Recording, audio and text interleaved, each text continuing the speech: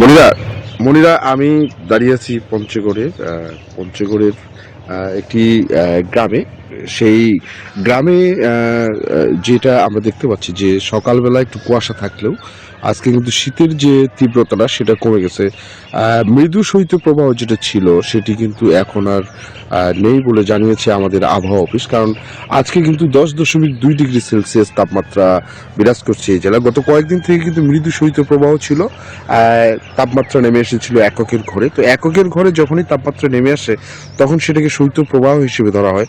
যদিও সারাদিন রোদ ও করজ্জ্বল আবহাওয়া এখানে বিরাজ করে এবং মিষ্টি একটি রোদ সারাদিন বিরাজ করে, এটা জনজীবনে স্বস্তি আনে।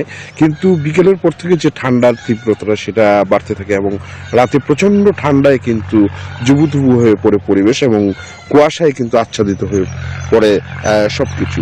তো এই ছিল আমার কাছে সর্বশেষ। আমরা যাচ্ছি দিনাজপুরে, সেখানে অপেক্ষা করছে আমাদের সহকর্মী পলাশ।